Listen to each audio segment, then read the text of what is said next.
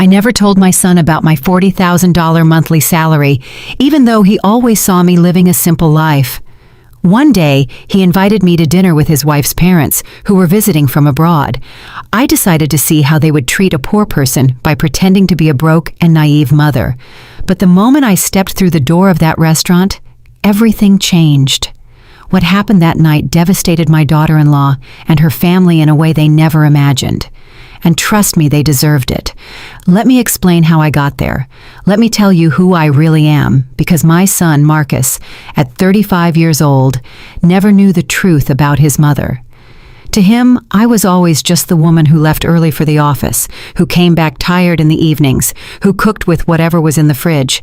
Just another employee, maybe a secretary, someone ordinary. Nothing special. And I never corrected him. I never told him that I earned $40,000 every month, that I had been a senior executive at a multinational corporation for almost 20 years, signing million-dollar contracts and making decisions that affected thousands of people. Why tell him? Money was never something I needed to hang on the wall like a trophy. I grew up in an era where dignity was carried within, where silence was worth more than hollow words. So I guarded my truth. I lived in the same modest apartment for years. I used the same leather handbag until it was worn out. I bought clothes at discount chains, cooked at home, saved everything, invested everything, and became rich in silence. Because true power doesn't shout. True power observes. And I was observing closely when Marcus called me that Tuesday afternoon. His voice sounded different, nervous, like when he was a kid and had done something wrong. "Mom, I need to ask you a favor. Simone's parents are visiting from overseas. It's their first time here. They want to meet you. We're having dinner on Saturday at a restaurant. Please, come." Something in his tone made me uncomfortable. It wasn't the voice of a son inviting his mother. It was the voice of someone asking not to be embarrassed, to fit in, to make a good impression. "Do they know anything about me?" I asked calmly. There was a silence. Then Marcus stammered, "I told them you work in an office, that you live alone, that you're simple, that you don't have much." There it was. The word simple, as if my entire life could be contained in that miserable adjective, as if I were a problem he needed to apologize for. I took a deep, deep breath. "Okay, Marcus, I'll be there." I hung up and looked around my living room. Old but comfortable furniture, walls without expensive artwork, a small TV, nothing that would impress anyone. And at that moment, I decided. If my son thought I was a poor woman, if his wife's parents were coming ready to judge, then I would give them exactly what they expected to see. I would pretend to be broke, naive, and desperate. A mother barely surviving. I wanted to feel firsthand how they treated someone who had nothing. I wanted to see their true faces, because I suspected something. I suspected Simone and her family were the type of people who measured others by their bank accounts, and my instinct never fails. Saturday arrived. I dressed in the worst outfit I owned. A light gray, shapeless, wrinkled dress, the kind they sell at a thrift store. Old, worn-out shoes, no jewelry, not even a watch. I grabbed a faded canvas tote bag, pulled my hair back into a messy ponytail, and looked in the mirror. I looked like a woman broken by life, forgettable, perfect. I got into a taxi and gave the address, a high-end restaurant in the most exclusive part of the city, the kind where the menu doesn't list prices, where each table setting costs more than the average person's monthly salary. As we drove, I felt something strange, a mix of anticipation and sadness. Anticipation because I knew something big was coming. Sadness because a part of me still hoped I was wrong. I hoped they would treat me well, that they would be kind, that they would look past the old clothes. But the other part, the one that had worked 40 years among corporate sharks, that part knew exactly what was waiting for me. The taxi stopped in front of the restaurant. Warm lights, a doorman in white gloves, elegant people entering. I paid, stepped out, took a deep breath, crossed the threshold, and there they were. Marcus was standing next to a long table near the windows. He wore a dark suit, a white shirt, and shiny shoes. He looked anxious. Beside him was Simone, my daughter-in-law. She wore a tailored cream dress with gold accents, high heels, her perfectly straight hair falling over her shoulders. She looked impeccable, as always, but she wasn't looking at me. She was looking towards the entrance with a tense, almost embarrassed expression. And then I saw them, Simone's parents, already seated at the table, waiting like royalty on their thrones. The mother, Veronica, wore a fitted emerald green dress, full of sequins, jewels on her neck, wrists, and fingers. Her dark hair was pulled back in an elegant bun. She had that cold, calculated type of beauty that intimidates. Beside her was Franklin, her husband, an immaculate gray suit, a giant watch on his wrist, a serious expression. Both looked like they had stepped out of a luxury magazine. I walked toward them slowly, with short steps, as if I were afraid. Marcus saw me first, and his face changed. His eyes widened. He looked me up and down. I noticed him swallow. "Mom, you said you'd come." His voice sounded uncomfortable. "Of course, son. Here I am." I smiled timidly, the smile of a woman unaccustomed to such places. Simone greeted me with a quick kiss on the cheek. Cold, mechanical. "Mother-in-law, it's nice to see you." Her eyes said the opposite. She introduced me to her parents in a strange, almost apologetic tone. "Dad, Mom, this is Alara, Marcus's mother." Veronica looked up, studied me, and in that instant I saw everything. The judgment, the disdain, the disappointment. Her eyes scanned my wrinkled dress, my old shoes, my canvas tote. She didn't say anything at first, just extended a hand, cold, quick, and weak. "A pleasure." Franklin did the same, a weak handshake, a false smile. Charmed. I sat down in the chair at the end of the table, the one furthest from them, as if I were a second-class guest. No one helped me pull out my chair. No one asked if I was comfortable. The waiter arrived with the elegant, heavy menus, written in French. I opened mine and pretended not to understand anything. Veronica watched me. "Do you need help with the menu?" she asked with a smile that didn't reach her eyes. "Yes, please. I don't know what these words mean." My voice came out small, timid. She sighed and ordered for me. "Something simple," she said. "Something that doesn't cost too much. We don't want to overdo it." The phrase hung in the air. Franklin nodded. Marcus looked away. Simone played with her napkin. No one said anything, and I just watched. Veronica started talking first about general things, the journey from abroad, how tiring the flight was, how different everything was here. Then she subtly began to talk about money. She mentioned the hotel where they were staying. $1,000 a night. She mentioned the luxury car they had rented, obviously. She mentioned the stores they had visited. "We bought a few things. Nothing major, just a few $1,000s. She spoke, looking at me, expecting a reaction, expecting me to be impressed. I just nodded. "How nice," I said. "That's lovely," she continued. "You know, Alara, we've always been very careful with money. We worked hard, we invested well. Now we have properties in 3 countries. Franklin has major businesses, and I oversee our investments." She smiled, a smile of superiority. "And you, Alara, what exactly do you do?" Her tone was sweet, but venomous. "I work in an office," I replied, lowering my gaze. "I do a little bit of everything, paperwork, filing, simple things." Veronica exchanged a look with Franklin. "Ah, I see. Administrative work. That's fine. It's honest. All jobs are dignified, right?" "Of course," I replied. The food arrived. Enormous plates with tiny portions, all decorated like art. Veronica cut her steak with precision. "This costs $80, she said, "but it's worth it. Quality is worth paying for. One can't just eat anything. Right, Alara?" I nodded. "Of course you're right." Marcus tried to change the subject, talking about work and some projects. Veronica interrupted him. "Son, does your mother live alone?" Marcus nodded. "Yes, she has a small apartment." Veronica looked at me with feigned pity. It must be difficult, isn't it? Living alone at your age without much support? And does your salary cover everything? I felt the trap closing. I barely replied, but I manage. I save where I can. I don't need much. Veronica sighed dramatically. Oh, Elara, you are so brave. Truly, I admire women who struggle alone, although of course one always wishes to give our children more, to give them a better life. But oh well, everyone gives what they can.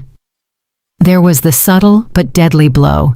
She was telling me I hadn't been enough for my son, that I hadn't given him what he deserved, that I was a poor, insufficient mother. Simone was looking at her plate. Marcus was clenching his fists under the table, and I just smiled. Yes, you're right. Everyone gives what they can. Veronica continued. We always made sure Simone had the best. She went to the best schools, traveled the world, learned 4 languages. Now she has an excellent job, earns very well. And when she married Marcus, well, we helped them quite a bit. We gave them money for the down payment on the house. We paid for their honeymoon because that's just who we are. We believe in supporting our children. She looked at me intently. And you, Elara, were you able to help Marcus with anything when they got married? The question floated like a sharp knife. Not much, I replied. I gave them what I could, a small gift. Veronica smiled. How sweet. Every detail counts, right? The amount doesn't matter. The intention is what's important. And right then, I felt the rage begin to stir within me. The rage wasn't explosive. It was cold, controlled, like a river under ice. I breathed slowly, kept the timid smile, and let Veronica keep talking, because that's what people like her do. They talk, they inflate themselves, they show off, and the more they talk, the more they reveal themselves, the more they expose the emptiness inside. Veronica took a sip of her glass of red, expensive wine, swirling it in her hand as if she were an expert. This wine is from an exclusive region in France. It costs $200 a bottle, but when you know quality, you don't skimp. Do you drink wine, Elara? Only on special occasions, I replied, and usually the cheapest one. I don't understand much about these things. Veronica smiled condescendingly. Oh, don't worry. Not everyone has a trained palate. That comes with experience, with travel, with education. Franklin and I have visited vineyards in Europe, South America, and California. We are quite knowledgeable. Franklin nodded. It's a hobby, something we enjoy. Simone is learning too. She has good taste. She inherited it from us. He looked at Simone with pride. Simone offered a weak smile. Thanks, Mom. Veronica turned to me. And you, Elara? Do you have any hobbies? Anything you enjoy doing in your free time? I shrugged. I watch television, cook, walk in the park. Simple things. Veronica and Franklin exchanged another look, a look loaded with meaning, with silent judgment. How lovely, Veronica said. Simple things have their charm too. Although, of course, one always aspires to more, right? To see the world, to experience new things, to grow culturally. But, well, I understand not everyone has those opportunities. I nodded. You're right. Not everyone has those opportunities. The waiter arrived with dessert, tiny portions of something that looked like edible art. Veronica ordered the most expensive one. $30 for a piece of cake the size of a cookie. This is delicious, she said after the first bite. It has edible gold on top. See those little golden flakes? It's a detail only the best restaurants offer. I ate my dessert, simpler, cheaper, in silence. Veronica continued. You know, Elara, I think it's important that we talk about something as a family, now that we are all here. She looked up. Her expression changed, becoming serious, falsely maternal. Marcus is our son-in-law, and we love him very much. Simone loves him, and we respect that decision. But as parents, we always want the best for our daughter. Marcus tensed up. Mom, I don't think this is the time. Veronica raised her hand. Let me finish, son. This is important. She looked at me. Elara, I understand you did the best you could with Marcus. I know raising him alone wasn't easy, and I truly respect you for that. But now Marcus is at another stage in his life. He is married, he has responsibilities, and well, Simone and he deserve to have stability. Stability? I asked softly. Yes, Veronica replied. Financial, emotional stability. We have helped a lot and we will continue to help, but we also believe it's important that Marcus doesn't have unnecessary burdens. Her tone was clear. She was calling me a burden, me, his mother-in-law. Simone was looking at her plate as if she wanted to disappear. Marcus had his jaw clenched. Burdens? I repeated. Veronica sighed. I don't want to sound harsh, Alara, but at your age, living alone with a limited salary, it's natural for Marcus to worry about you, to feel that he must take care of you, and that's fine. He is a good son. But we don't want that worry to affect his marriage. Do you understand me? Perfectly, I replied. Veronica smiled. I'm glad you understand. That's why we wanted to talk to you. Franklin and I have thought about something. She paused dramatically. We could help you financially, give you a small monthly allowance, something that allows you to live more comfortably without Marcus having to worry so much. Obviously, it would be modest. We can't work miracles, but it would be a support. I remained silent, watching her, waiting. She continued, and in exchange, we would only ask you to respect Marcus and Simone's space. Not to seek them out so much, not to pressure them, to give them the freedom to build their life together without interference. How does that sound? There was the offer, the bribe disguised as charity. They wanted to buy me off. They wanted to pay me to disappear from my son's life, so I wouldn't be a nuisance, so I wouldn't embarrass their precious daughter with my poverty. Marcus exploded. Mom, that's enough! You don't have to… Veronica interrupted him. Marcus, calm down. We're talking like adults. Your mother understands, right, Alara? I picked up my napkin, calmly wiped my lips, took a sip of water, and let the silence grow. Everyone was looking at me. Veronica with expectation, Franklin with arrogance, Simone with shame, Marcus with desperation. And then I spoke. My voice came out differently. It was no longer timid. It was no longer small. It was firm, clear, and cold. That's an interesting offer, Veronica. Truly, very generous of you. Veronica smiled victoriously. I'm glad you see it that way. I nodded. But I have a few questions, just to understand clearly. Veronica blinked. Of course, ask whatever you like. I leaned forward slightly. How much exactly would you consider a modest monthly allowance? Veronica hesitated. Well, we were thinking about $500, maybe $700, depending. I nodded. I see. $700 a month for me to disappear from my son's life. Veronica frowned. I wouldn't put it like that, but yes. I responded. That is exactly how you put it. She adjusted in her chair. Alara, I don't want you to misunderstand. We just want to help. Of course, I said.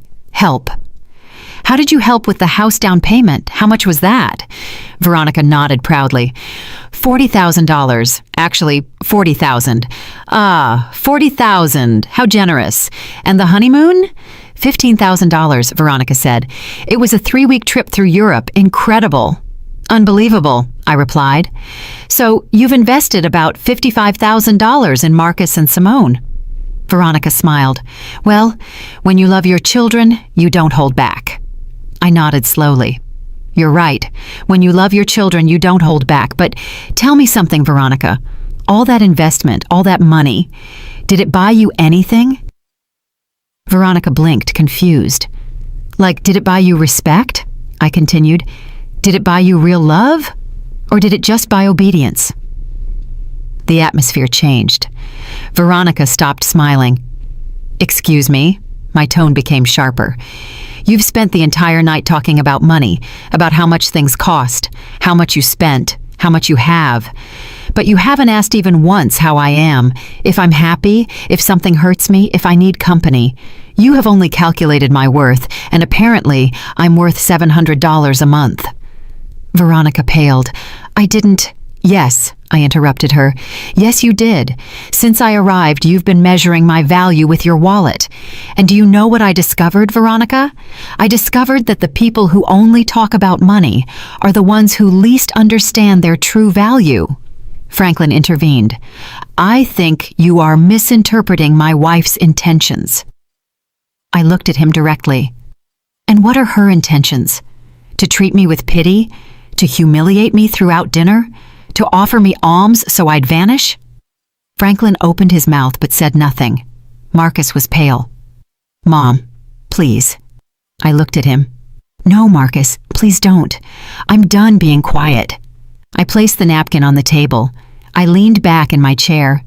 There was no more timidity in my posture, no more shrinking. I looked Veronica directly in the eyes. She held my gaze for a second, then quickly looked away, uncomfortable. Something had changed, and she felt it. Everyone felt it. Veronica, you said something very interesting a moment ago. You said you admire women who struggle alone, who are brave. Veronica nodded slowly. Yes, I did. Then, let me ask you something. Have you ever struggled alone? Have you ever worked without your husband backing you? Have you ever built something with your own two hands without your family's money? Veronica stammered. I have my own achievements. Like what? I asked with genuine curiosity. Tell me. Veronica adjusted her hair. I manage our investments. I oversee properties. I make important decisions in our businesses. I nodded. Businesses your husband built, properties you bought together, investments made with the money he generated, or am I wrong? Franklin intervened, annoyed. That's not fair. My wife works just as hard as I do. Of course, I replied calmly. I don't doubt she works. But there is a difference between managing money that already exists and creating it from scratch, between overseeing an empire you inherited and building it brick by brick, don't you think? Veronica pressed her lips together. I don't know where you are going with this, Ilara.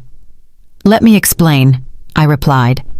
40 years ago, I was 23 years old. I was a secretary in a small company. I earned minimum wage.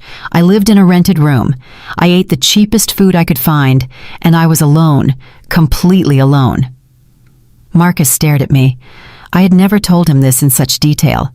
I continued. One day, I got pregnant. The father disappeared. My family turned their backs on me. I had to decide whether to keep going or give up. I chose to keep going. I worked until the last day of my pregnancy. I went back to work 2 weeks after Marcus was born. A neighbor took care of him during the day. I worked 12 hours a day. I paused and drank some water. No one spoke. I didn't stay a secretary. I studied at night. I took courses. I learned English at the public library. I learned accounting, finance, administration. I became an expert in things no one taught me, all on my own, all while raising a child alone, all while paying rent, food, medicine, and clothes. Veronica was staring at her plate. Her arrogance was starting to crumble. And you know what happened, Veronica? I climbed up little by little, from secretary to assistant, from assistant to coordinator, from coordinator to manager, from manager to director. It took me 20 years of non-stop work, of sacrifices you can't even imagine. But I did it. And do you know how much I earn now? I asked. Veronica shook her head. $40,000 a month. The silence was absolute, as if someone had hit a pause button on the universe. Marcus dropped his fork. Simone's eyes went wide. Franklin frowned in disbelief, and Veronica froze, her mouth slightly open. $40,000, I repeated. Every month, for almost 20 years, that's almost $10 million in gross income over my career. Not counting investments, not counting bonuses, not counting company stock. Veronica blinked several times. No, I don't understand. You earn $40,000 a month? That's right, I replied calmly. I am the regional director of operations for a multinational corporation. I oversee 5 countries. I manage budgets of hundreds of millions of dollars. I make decisions that affect more than 10,000 employees. I sign contracts that you couldn't read without lawyers. and I do it every day. Marcus was pale. Mom, why did you never tell me? I looked at him tenderly. Because you didn't need to know, son. Because I wanted you to grow up valuing effort, not money. Because I wanted you to become a person, not an heir. Because money corrupts, and I wasn't going to let it corrupt you. But then, Simone whispered, why do you live in that small apartment? Why do you wear simple clothes? Why don't you drive a luxury car? I smiled. Because I don't need to impress anyone. Because true wealth isn't shown off. Because I learned that the more you have, the less you need to prove it. I looked at Veronica. That's why I came dressed like this tonight. That's why I pretended to be poor. That's why I acted like a broken, naive woman. I wanted to see how you would treat me if you thought I had nothing. I wanted to see your true colors. And boy, did I see them, Veronica. I saw them perfectly. Veronica was red with shame, rage, and humiliation. This is ridiculous. If you earned so much money, we would know. Marcus would know. Why would he believe you are poor? Because I let him, I replied. Because I never talked about my job. Because I live simply. Because the money I earn, I invest, I save, I multiply. I don't spend it on flashy jewelry or showing off in expensive restaurants.